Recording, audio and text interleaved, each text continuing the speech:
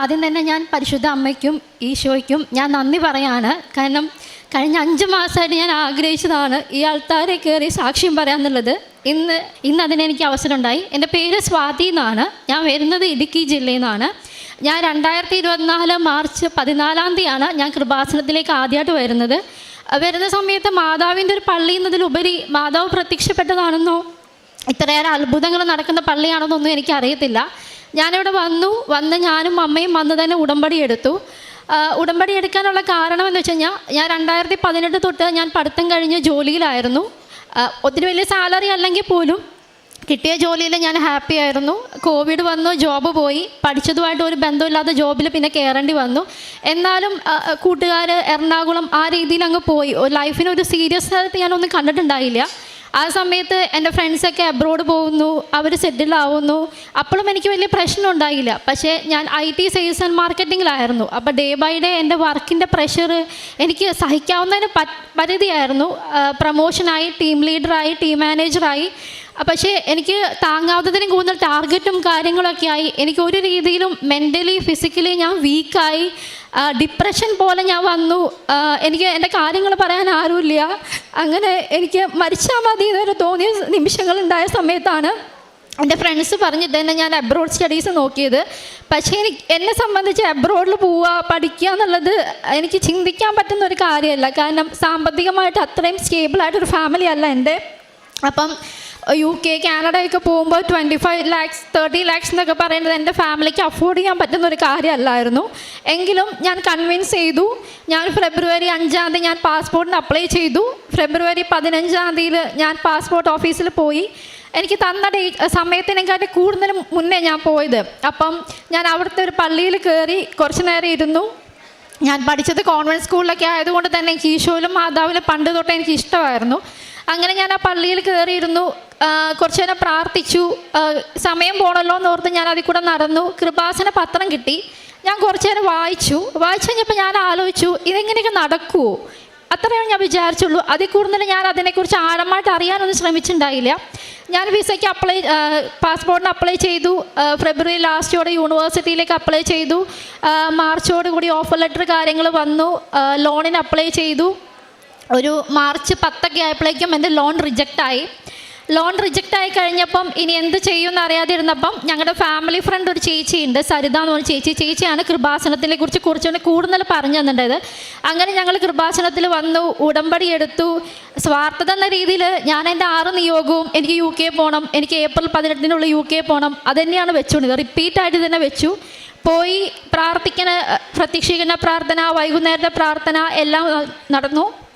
പക്ഷേ എനിക്ക് ഏപ്രിലിൽ എനിക്ക് പോകാൻ പറ്റിയില്ല. ഞാനും എൻ്റെ ഫ്രണ്ടും കൂടിയായിരുന്നു പോകാൻ നിന്നിട്ടുണ്ടായിരുന്നത്. പക്ഷേ എനിക്ക് സാമ്പത്തികമായി ശരിയാവാത്തത് കൊണ്ട് തന്നെ എനിക്ക് പോകാൻ പറ്റിയില്ല. എൻ്റെ ഫ്രണ്ട് പോയി. അപ്പോൾ എനിക്ക് ഭയങ്കര വിഷമമായിപ്പോയി. ഞങ്ങൾ രണ്ടുപേരും ഒരുമിച്ച് പോകാൻ നിന്നിട്ട് എനിക്ക് പോകാൻ പറ്റിയില്ലല്ലോ, എൻ്റെ കയ്യിൽ പൈസ ഇല്ലാത്ത രീതിയിലാണല്ലോ എന്നറിഞ്ഞ് എനിക്കിനി പോകാൻ പറ്റില്ല എന്നുള്ളൊരു രീതിയിൽ വന്നു. ഡ്രോപ്പ് ചെയ്യാമെന്ന് വിചാരിച്ചു. എന്നാൽ വേറെ കൺട്രി നോക്കാമെന്ന് വെച്ചു. പക്ഷേ വീണ്ടും മാതാവ് എന്നെ UK കാര്യത്തിലേക്ക് എന്നെ എത്തിച്ചു. എനിക്ക് കുറച്ചുകൂടി നല്ലൊരു യൂണിവേഴ്സിറ്റിയിൽ, കമ്പാരിറ്റീവ്ലി ഫീസ് കുറഞ്ഞൊരു യൂണിവേഴ്സിറ്റിയിൽ എനിക്ക് അഡ്മിഷൻ കിട്ടി. എൻ്റെ കൺസൾട്ടൻസി ഞാൻ പോലും അറിയാണ്ട് എനിക്ക് അവിടേക്ക് ആപ്ലിക്കേഷൻ ഇട്ടു. ഞാൻ മാർച്ച് 14 ഇവിടെ വന്ന് ഉടമ്പടി എടുത്താണ്. ഏപ്രിൽ മാസം ആയപ്പോഴേക്കും, ഏപ്രിൽ 12 ആയപ്പോഴേക്കും എൻ്റെ ഓഫർ ലെറ്റർ വന്നു. പിന്നെ ഞാൻ ആ സമയത്ത് ഞങ്ങളുടെ സഹകരണ ബാങ്കിൽ എനിക്ക് ലോൺ റിജക്റ്റ് ആയത് മെയിൻലി ഞങ്ങളുടെ പ്രോപ്പർട്ടി ഇഷ്യൂ കാര്യങ്ങളെ കൊണ്ടാണ്. അപ്പോൾ ഒരു ലോണിൻ്റെ കിട്ടേണ്ട രീതിയിലുള്ള പ്രോപ്പർട്ടി കാര്യങ്ങൾ ഞങ്ങൾക്ക് ഇല്ലാത്തത് കൊണ്ടാണ് ലോൺ റിജക്റ്റ് ആയത്. അപ്പം നമ്മൾ സൊസൈറ്റി ബാങ്കിൽ ലോൺ വെച്ചു. പിന്നെ ഉണ്ടായിരുന്ന ഗോൾഡൊക്കെ വെച്ച് കാര്യങ്ങൾ മുന്നോട്ട് പോകാമെന്ന് വെച്ചു. സൊസൈറ്റി ബാങ്കിൽ നിന്ന് ലോൺ തരാമെന്നുള്ള ഉറപ്പിൻ്റെ പേരിൽ എൻ്റെ അങ്കിൾ എനിക്ക് ലോൺ എടുത്ത് തരാമെന്ന് പറഞ്ഞിട്ടുണ്ടായിരുന്നു. അത് ഒരു 3 ലക്ഷം രൂപ മാക്സിമം കിട്ടുള്ളൂ, അത്രേ ഉണ്ടായുള്ളൂ. പക്ഷേ എനിക്ക് ഇനീഷ്യൽ ഡെപ്പോസിറ്റ് യൂണിവേഴ്സിറ്റിയിൽ അടയ്ക്കേണ്ടത് 6 ലക്ഷം രൂപയായിരുന്നു. അത് പ്രാർത്ഥിച്ചു. നമുക്ക് ആദ്യം മാമൻ്റെ ബാങ്ക് അപ്രോച്ച് ചെയ്ത ബാങ്കിൽ നിന്ന് ഞങ്ങൾക്ക് ലോൺ ഒരു അപ്ഡേറ്റ്സ് ഒന്നും കിട്ടിയില്ല. പെട്ടെന്ന് തന്നെ പ്രതീക്ഷിക്കാത്ത ഒരാൾ വഴി നമുക്ക് വീണ്ടും ലോണിന് അപ്ലൈ ചെയ്തു. 3 ലക്ഷം എന്ന് പറയുന്നിടത്ത് എനിക്ക് 5,35,000 രൂപയായിട്ട് മാമൻ്റെ ലോൺ പാസ്സായി കിട്ടി. അതും കയ്യിലുണ്ടായിരുന്ന കുറച്ച് എമൗണ്ട് വെച്ച് ഞാൻ യൂണിവേഴ്സിറ്റി ഫീസ് അടച്ചു, ഇനീഷ്യൽ ഡെപ്പോസിറ്റ് അടച്ചു. പിന്നെ വരുന്നത് ക്യാഷിന് വേണ്ടി അപ്ലൈ ചെയ്യാന്നുള്ളതാണ്. ഈ ക്യാഷിന് വേണ്ടി അപ്ലൈ ചെയ്തതിന് വേണ്ടി നമുക്ക് നമ്മുടെ അക്കൗണ്ടിലെ ഫീസിൻ്റെ ബാലൻസും അതുപോലെ നമ്മുടെ ലിവിങ് എക്സ്പെൻസും കൂടി 19 ലക്ഷം കാണിക്കണം. 19 ലക്ഷം പോയിട്ട് 19 രൂപ പോലും എടുക്കാനില്ല.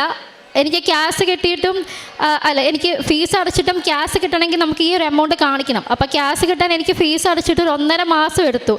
ഈ ഫീസ് അടയ്ക്കുന്നതിന് മുമ്പ് ഞാൻ മാർച്ച് 24-നാണ് ഫീസ് അടച്ചത്. അപ്പം എനിക്ക് മെയ് 24-നാണ് ഫീസ് അടച്ചത്. എനിക്ക് മെയ് 20-ാം തീയതി ഞാനും അമ്മയും പ്രാർത്ഥന കഴിഞ്ഞ് ഇറങ്ങി വന്നപ്പോഴേക്കും ഞങ്ങൾക്ക് മാതാവിൻ്റെ സുഗന്ധാഭിഷേകം ഉണ്ടായി. അതെങ്ങനെയാണെന്ന് വെച്ച് കഴിഞ്ഞാൽ ഞങ്ങൾ റൂമെല്ലാം അടച്ചിരുന്നിട്ടാണ് ഞങ്ങൾ പ്രാർത്ഥിക്കുന്നത്. അപ്പോൾ അമ്മയ്ക്കാണ് ആദ്യം സ്മെല്ല് കിട്ടിയത്. അപ്പോൾ അമ്മേൻ്റെ അടുത്ത് പറഞ്ഞു, മോനെ സ്മെല്ല് വരുന്നുണ്ട് എന്ന് പറഞ്ഞു. അപ്പം ഞാൻ ബെഡിൽ നിന്ന് എഴുന്നേറ്റൊന്ന് നോക്കി വന്നപ്പോൾ ഞങ്ങൾ ഡോർ അടച്ചേക്കുവാണ്. അപ്പോൾ എൻ്റെ മനസ്സിൽ പറയുന്നു, നീ ഡോറ് തുറക്ക്, ഡോറിൻ്റെ അപ്പുറം ഞാൻ നിൽക്കുന്നുണ്ട് എന്ന് പറഞ്ഞു. ഞാൻ ഡോറ് തുറന്നു, നല്ല രീതിയിലേക്ക് സ്മെല്ലടിച്ചു മാതാവിൻ്റെ. ഞാൻ ഒത്തിരി കരഞ്ഞു. മാതാവ് കൂടെ ഉണ്ടെന്ന് ഞാൻ വിശ്വസിച്ചു. അങ്ങനെ എൻ്റെ പ്രോസസ്സ് അങ്ങനെ മുന്നോട്ട് പോയി. ക്യാഷിന് വേണ്ടി 1.5 മാസം എടുത്തു. ക്യാഷ് കിട്ടി. മാതാവിൻ്റെ കൃപ കൊണ്ട് 19 ലക്ഷമൊക്കെ കാണിച്ച് ക്യാഷ് കിട്ടി. പിന്നെ വേണ്ടത് വിസ. അപ്പോഴേക്കും യൂണിവേഴ്സിറ്റി ഗ്രൂപ്പിലൊക്കെ ഞങ്ങൾ ആഡ് ചെയ്തിട്ടുണ്ടായിരുന്നു.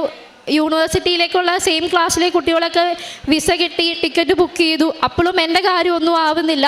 ക്യാഷ് കിട്ടിയിട്ടും 2 മാസമായിട്ട് എനിക്ക് വിസയ്ക്ക് അപ്ലൈ ചെയ്യാൻ പറ്റുന്നില്ല. ആകെപ്പാടെ മെൻ്റലി ഒന്നുകൂടി ഭയങ്കരമായിട്ട് ഞാൻ തളർന്നു പോയി. കാരണം അതിൻ്റെ ഇടയ്ക്ക് എൻ്റെ കാശ് രൂപം എൻ്റെ നഷ്ടപ്പെട്ടു. പക്ഷേ എനിക്ക് 2 ദിവസം കൊണ്ട് തന്നെ അത്ഭുതകരമായിട്ട് ആ കാശ് രൂപം തിരിച്ച് കിട്ടി. അതൊക്കെ മാതാവിൻ്റെ വലിയൊരു അനുഗ്രഹം തന്നെയായിരുന്നു. അതിൻ്റെ ഇടയ്ക്ക് ക്യാഷ് കിട്ടുന്നതിന് മുമ്പ് ഞാൻ അവിടെ വന്ന് ഉടമ്പടി പുതുക്കിയതിന് ശേഷം ഞാൻ ജോസഫ് അച്ഛനെ കണ്ട് ബ്ലെസ്സിങ്സ് വാങ്ങിച്ചിട്ടുണ്ടായിരുന്നു. അപ്പോൾ അതൊക്കെ നമുക്കൊരു ധൈര്യമാണ്. പക്ഷേ എങ്കിൽ പോലും എല്ലാ കുട്ടികളുടെ കാര്യങ്ങളെല്ലാം ആവുന്നുണ്ട്, എൻ്റെ ഒന്നും ആവുന്നില്ല. എന്താന്ന് ചോദിക്കുമ്പം എനിക്ക് ആരോടൊന്നും പറയാൻ പറ്റുന്നില്ല. പൈസ ആയില്ല അത് പറഞ്ഞ് ഞാൻ മടുത്തു. അങ്ങനെ ഇരുന്നു. ഞാൻ ഇന്ന് ഡ്രോപ്പ് ചെയ്യാം. കാരണം ഈ ഒരു പ്രായത്തിൽ ഒരു 10-12 ലക്ഷം രൂപ കടം എൻ്റെ തലയിൽ വെക്കുക എന്ന് പറയുമ്പോൾ എനിക്കത് ചിന്തിക്കാൻ പറ്റുന്നതല്ല. അപ്പം ഞാൻ മാതാവിനോട് പറഞ്ഞു, മാതാവേ, എന്നെ ഇത്ര വരെ എത്തിച്ചത് നീയാണ്. എനിക്ക് യാതൊരുവിധ അർഹതയില്ല. എന്നെ ഇത്ര വരെ നീ എത്തിച്ചു. ഞാനൊരു അക്രൈസ്തവയാണ്. ഞങ്ങൾ ഈ മാതാവിനെ യേശുവിനൊക്കെ വിളിക്കുന്നതും ഈ ജപമാല ചൊല്ലുന്ന പള്ളിയിൽ പോകുന്നതിലൊക്കെ ഒരുപാട് കളിയാക്കൽ പരിഹാസങ്ങൾ കേട്ടിട്ടുണ്ട്. എന്ത് തന്നു, കൃപാസനത്തിൽ പോയിട്ട് എന്ത് കിട്ടിയെന്ന് ചോദിക്കുമ്പോൾ നമുക്കൊന്നും പറയാനില്ല, നമ്മുടെ അനുഭവങ്ങളൊന്നും പറയാനില്ല. അപ്പോഴും നമ്മൾ പറയും, ആ അനുഗ്രഹം കിട്ടുന്നുണ്ട്, പറയാം, സമയമാകുമ്പോൾ പറയാമെന്നുള്ള രീതിയിലായിരുന്നു. അപ്പോഴും ഞങ്ങൾ പ്രാർത്ഥിക്കും, ഞാൻ മാതാവേ, എല്ലാവരും ചോദിക്കുമ്പോൾ എനിക്ക് പറയാൻ എൻ്റെ കയ്യിൽ ഒന്നുമില്ല. അതായത് എനിക്ക് അനുഗ്രഹങ്ങളൊന്നുമില്ല, മറ്റുള്ളവരുടെ അനുഗ്രഹങ്ങളാണ് ഞാൻ പറയുന്നത്. എനിക്ക് സുവിശേഷം പറയാൻ എൻ്റെതായ ഒരു അനുഗ്രഹം ഉണ്ടെങ്കിൽ മാത്രമേ എനിക്ക് പറയാൻ പറ്റുള്ളൂ എന്ന് പറഞ്ഞു. അങ്ങനെ ഞാൻ എന്നിട്ട് പൈസ റെഡി ആവുന്നില്ല, ഞാനന്ന് ഡ്രോപ്പ് ചെയ്യാമെന്ന് വെച്ചു. അങ്ങനെ എന്ന സമയത്ത് എൻ്റെ ഫ്രണ്ട് UK പോയിട്ടുണ്ടായിരുന്നു. ഞങ്ങൾ മെയിൽ ഒന്നിച്ച് പോകാനിരുന്നതാണ്. ഓൾമോസ്റ്റ് ഒരു 1.5 മാസത്തോളം ഞങ്ങൾ തമ്മിൽ ഒരു കോൺടാക്റ്റ് ഉണ്ടായിരുന്നില്ല. പെട്ടെന്ന് ഒരു ദിവസം രാത്രി, അതായത് ഞങ്ങളിവിടെ ജോസഫ് അച്ഛനെ വന്ന് കണ്ട് ഞങ്ങൾ ഈ മാസം 2-ാം തീയതി ഞങ്ങൾ ഒന്നുകൂടി വന്നിട്ടുണ്ടായിരുന്നു. ഞങ്ങളിവിടെ വന്നു, ഞാനും അമ്മയും വന്നു. ഇവിടെ മാതാവിൻ്റെ അടുത്ത് ഞാൻ പറഞ്ഞു, മാതാവേ, ഞാൻ തോറ്റു, ഇനി എന്നെക്കൊണ്ട് പറ്റുന്നില്ല, ഒരു അർഹതയില്ലാതെ എന്നെ നീ ഇത്രയും സ്വപ്നം കാണിച്ചു. എൻ്റെ മാക്സിമം ഞാൻ പരിശ്രമിച്ചു. എല്ലാവരുടെ കളിയാക്കലും പരിഹാസങ്ങളും ഞാൻ കേൾക്കുന്നു. പ്രായം അച്ഛനമ്മയാണ്. ഞാനിനി എന്ത് ചെയ്യും? മുന്നോട്ടുള്ള എൻ്റെ ജീവിതം എങ്ങനെയാണ്? 10-27 വയസ്സായി. ഞാനിനി എങ്ങനെ മുന്നോട്ട് പോകും? ഞാൻ തോറ്റു എന്ന് പറഞ്ഞ് ഞാൻ മാതാവിൻ്റെ അടുത്ത് ഇവിടെ ഇന്ന് ജപമാല ചൊല്ലിക്കൊണ്ടിരിക്കുകയാണ്. അപ്പോൾ എൻ്റെ കയ്യിൽ ഈ ജപമാലയും ഈ ഒരു കർച്ചീഫും പിന്നെ എൻ്റെ ഫോണും മാത്രമേ ഉള്ളൂ. ആദ്യമൊന്നും എൻ്റെ മടിയിലൊന്നും ഉണ്ടായില്ല. കുറച്ച് കഴിഞ്ഞപ്പോഴേക്കും എനിക്ക് ആ സമയത്ത് വിസയ്ക്ക് വേണ്ടത് 2 ലക്ഷം രൂപയായിരുന്നു. കുറച്ച് കഴിഞ്ഞ് ഞാൻ മടിയിൽ നോക്കുമ്പോൾ എൻ്റെ മടിയിൽ ഒരു 2 രൂപയുടെ കോയിൻ കിടപ്പുണ്ട്. യൂഷ്വലി എല്ലാവരും അങ്ങനെ പള്ളിയിൽ നിന്ന് കിട്ടുമ്പോൾ പള്ളിയിൽ തന്നെ കൊടുത്തിട്ട് പോവും. എനിക്ക് എന്തോ പള്ളിയിൽ ഇടാൻ തോന്നിയില്ല. ഞാൻ ആ 2 രൂപ എടുത്ത് ഞാൻ ടോസ് ഇട്ട് നോക്കി. മാതാവിനോട് ചോദിച്ചു, മാതാവേ, നീ എനിക്കിപ്പോൾ 2 ലക്ഷം രൂപയാണ് വേണ്ടത്. ഈ 2 രൂപ വെച്ച് ഞാൻ ചോദിക്കുകയാണ്, എനിക്ക് പോകാൻ പറ്റുമോ ഇല്ലയോ എന്നുള്ളത് നീ ഉത്തരം തരണം എന്ന് പറഞ്ഞു. ഞാൻ ടോസ് ഇട്ടു. മാതാവ് നിനക്ക് പോകാൻ പറ്റുന്നുള്ള ഉത്തരം തന്നു. ഞാൻ അതെൻ്റെ കാശ് രൂപ ഇട്ട് വെക്കുന്ന പൗച്ചിൻ്റെ അത് ഇട്ട് വെച്ചു. ഞാൻ ഇവിടുന്ന് പോയ പിന്നെ എനിക്ക് മനസ്സാകെ ഭയങ്കര കൂളാണ്. അയ്യോ, എനിക്ക് പോകാൻ പറ്റുമോ, വിസ കിട്ടുമോ, പൈസ റെഡിയോ, അങ്ങനെ ഒരു ടെൻഷനും ഇല്ല. ഞാൻ ഭയങ്കര കൂളായിട്ടാണ് നിൽക്കുന്നത്.